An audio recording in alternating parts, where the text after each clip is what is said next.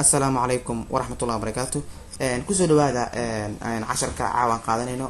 punctuation marks أن قادنينا علامة حركة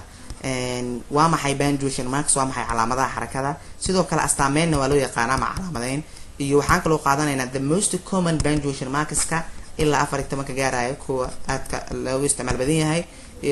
خاصة وحنا كقادنينا ميت أوجه ريلو يقانا period أما سيدو كلا مكا full stop waa maxay joogsi ama period يعني joogsiga waan qaadanaynaa sidoo kale periodka yani goormee la isticmaalaa simply periodka waxaa loo isticmaalaa after declarative after an imperative sentence after an abbreviation or after initials gadaashooda loo isticmaalaa declarative waa maxay imperative waa maxay abbreviation ama sidoo kale initials marka waa maxay sidoo kale waxaa kaloo loo isticmaali karaa direct question gadaashooda marka waa loo isticmaali karaa su'aasha ugu horeysa marka aan ka jawaabno waa maxay punctuation marks calaamadaha xarakada ama astaameen saan ognahay qofka bini'aadanka maalin walba uu xarakooda wuu labistaa ilkaha ayuu cadaystaa sidaas si lamid ah jumladaha ayagana marka waa la xarakeeyaa oo waa la astaameeyaa markaan dhahayo waa la astaameeyaa yani horta calaamadaha xarakada yani waa sumadaha hadii jeer yani ku muujinaya maxaa la dhahaa ama kala hagaya erayada iyo weeraha meerisyada hadii jeer marka way kala hagaan sida booliska hadda iyo jeer uu kala hago baabuurta wadada marta si aan markaan isku dhicin ama shilal aysan u galin sidaas si lamid ah punctuation marks ka ayagana marka sidaas oo kale jumladaha loo isticmaalo faa'iidooyinka marka waxa kamid ah punctuation marks ka waxa kamid ah qurxinta qoraalka kala hirida qoraalka soo horinta hadalka iyo joojintiisa muujinta xooga iyo dareenka emotions markii la soo bandhigayo muujinta nooca weedha kala soocidda hadalka dadka muujinta nooca weerta muujinta eray sharaxadeedka yani intaas hadii jeer waxa loo isticmaalaa faa'iidooyinka marka loo yaqaano waxa loo yaqaano punctuation marks hadda waxaan filayaa marka inaan isla faahno qaxtaankiisa ama english ahaan hadan ku qeexno are symbols that are used in sentence and phrases to make the meaning clear yani waa symboliska ama sumadaha kuwaas oo hadii jeer yani jumladaha iyo weerooyinka loo isticmaalo si marka macnaha u noqdo mid marka waadix ama clear si marka u noqdo. And imagine driving on a strange highway with no road signs. Obviously, you would have difficulty getting where you want to go. Just as road signs help the driver, punctuation marks help the reader. They help the reader to understand the written message quickly. The most common punctuation marks include. wuxuu dhahay waxaad qiyaastaa sida adigoo gaari highway ku kaxeynaya wilo highwaygaasoo with no road signs yani road signs marka ma lahan calaamado wadada lagu garanayo wadada yani la mari karo oo safety leh wadada kale yani ma balahanba way kuga adkaanaysaa marka meesha darabta inaad aado sida marka road signs-ka qofka darawalka ay u caawinayso punctuation marks-ka akhristaha way saacidaysaa oo way caawinaysaa hadii jeer akhristaha waxay ka saacidaysaa inuu yani dhambaalka written message quickly si dhaqso marka inuu ku fahmo ay marka ay ka saacidaysaa kuwa hadii jeer common punctuation marks ka waxa kamid ah period loo yaqaano full stop Mareykanka wuxuu isticmaalaa period British kana asagana wuxuu isticmaalaa full stop calaamadana waa kana qaabkaas ay qoran tahay exclamation mark question mark comma semicolon colon apostrophe ellipsis hyphen dash quotation mark parenthesis brackets slash punctuation yani 14 kaas khaasatan caaw waxaan qaadanaynaa midka koowaad oo ah period ama waxa loo yaqaan full stop calaamadaasna saasa loo qoraa waa maxay joogsigu wuxuu ku muujinayaa maxaa la dhahaa wuxuu ku muujinayaa fikrad marka inay dhamaatay the period known as full stop in British English yani British English ka waxa loo yaqaanaa marka full stop so is probably the simplicity of the punctuation marks to use waana midka punctuation marks ka midka ugu sahlan marka la isticmaali karo ama aad u fudud marka la isticmaalo so you use it yani waxaad u isticmaalaysaa periodka like a knife sida mindi oo kale u isticmaalto kada sentences jumladaha marka si aad u joojiso ama si jumladaha aad u kala jarto yani fikrada markay dhamaato period full stop markaad sameeyso erayga cusub jumlada aad ka bilaabayso in marka capital u ahaado hadda tusaalahaan oo kale aan hadda yani paragraphkan oo kale halkan joogsi markii aan dhahay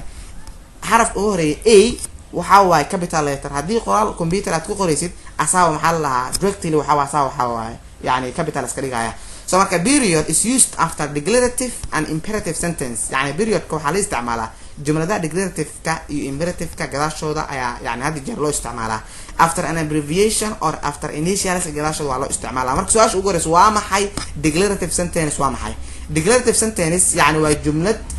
yani horta waa nooc kamid ah jumladaha kuwaasoo hadda jeer ku muujinaysa waxaa la dhahaa waxa loo yaqaano factiska ama opinionska ayaa loogu talagalay marka in lagu muujiyo sidoo kale declarative sentence ama waxa loo yaqaano assertive sentence ama statement ay hadda jeer ku muujiyaan buugta qaarkood statement sentence marka waa loo isticmaalaa so is a sentence that makes a statement yani waa jumlad taasoo hadda jeer jumlada ka dhigaysa mid marka statement yani su-aal kama dhigayso yani kama dhigayso waxa loo yaqaano yani kuma muujinayso layaab kuma muujinayso amar kuma muujinayso so maadaama aysan kuu muujinin statement ay kuu muujisaa it's the kind of sentence you use when you want to tell something waa nooc kamid ah jumladaha taasoo aad u isticmaali kartid markii aad aragto shay marka inaad sheegto tusaale ahaan oo kale I like to eat pizza anigu waxaan jeclahay inaan cuno marka pizzada the elephant is big maroodigu wuu weyn yahay that means waa jumlado hadda markaa oo statement ah ma ahan jumlada su-aal ku salaysan ma ahan jumlada amar kuwa muujinayo gadaashooda waa loo isticmaala hadda jumladan dabayaaqadeeda markii ay dhamaatay waxaan u isticmaalay jogsi ama haddii aan tiro jogsiga waa kana jogsi ayaan qoray jumladan gadaasheeda jogsi marka after declarative sentence-ka waa loo isticmaalaa after imperative sentence waa maxay marka imperative sentence yani imperative sentence si guud ahaaneed waxaa la isku dhaawaa jumladaha haddii jeer ku muujinaya yani soo jeedinta mamnuucida jumladaha lagu talagalay in lagu muujiyo codsiga kuwaasaa la dhahaa so marka imperative sentence is sentence that expresses a polite command يعني waa jumlad hadii jeer ku muujinaysa polite command yani amarka hadii jeer ku salaysan midka marka polite-ka ah akhlaaqda ay ku salaysan tahay tusaalahan kale qof waxa tiri please shut the door yani fadlan yani daaqada marka xir fadlan that means yani waa polite ay ku salaysan tahay hand me the pencil yani qalan qoriga marka iso dhib yani that means waa mid marka polite ay ku salaysan tahay gadaashoodan waa loo isticmaalaa jogsi gadaashooda waa loo isticmaalaa an abbreviation gadaashoodan waa loo isticmaalaa tusaalahan kale is a shortened form of a word yani waa ereyga shortened form ku leeyahay tusaalahan oo kale USA waa yani waa abbreviation waxaan laga soo gaabiyay United States of America is abbreviated as yani waxa loo gaabiyaa sida U full stop S full stop A full stop U gadaashada maxaan u isticmaalay abbreviation ka U wuxuu taagan yahay United gadaashada wuxuu isticmaalay full stop S oo u taagan States gadaashada wuxuu isticmaalay full stop A oo u taagan America gadaashada wuxuu isticmaalay marka full stop after abbreviations gadaashooda waa loo isticmaalaa sida hadda MR is the abbreviator for Mr hadda kale MR wuxuu u taagan tahay Mr يعني mudan oo qof markii la cizeenayo oo kale loo isticmaalaa RD is the abbreviation of road يعني hadda wuxuu taagan tahay road hadda MR gadaashiisa wuxuu isticmaal full stop RD gadaashiisa wuxuu isticmaal full stop UK is abbreviated as United Kingdom mujida United Kingdom hadda UK u taagan U full stop K full stop and period gadaashiisa ayaan u isticmaalay gadaashooda marka waa loo isticmaalay use periods after initials يعني استعمال periods u isticmaal initials gadaashooda marka u isticmaal initial waa maxay yani waa magac yani xaraf ugu horeeya markii yani la soo gaabiyo oo kale ayaa loo yaqaan MS oo kale Barre was former Somali president hadda adigu fahmaysaa Maxamed Siyaad Barre yani Maxamed yani magacan Maxamed xaraf ugu horeeya ayaa waxa loo yaqaan marka initial markii qaabkaas loo soo gaabinayo full stop ayaan u isticmaalay S wuxuu taagan tahay siyaad waa magac xaraf ugu horeeya S wuxuu taagan siyaad initial marka gadaashiina loo isticmaala marka Maxamed Siyaad Barre was former Somali president George W Bush was American president hadda George W hadda waxaan ognahay yani Walker inuu ahaa George W Bush yani wuxuu ahaa madaxweyne Mareykan at least I hope in maxal lahaa 2009 ilaa 2009 xilka inuu haayay oo marka xubin ka ahaa Republican party waliba marka asaga adiga madaxweyne afartan saddexaad inuu haayaan jeclahay sidoo kale Marcos A is Spanish footballer yani ninkan loo yaqaan Marcos A waa Alazon Marcos Alazon yani ninkan oo kale maxaa la dhahaa waa ciyaaryahan hadda reer Spanish soo marka gaawitaanka ka rabnaa A qaabka marka loo soo gaabiyay marka initialska gadaashoodan waa loo isticmaalaa MS يعني waa initial Maxamed waa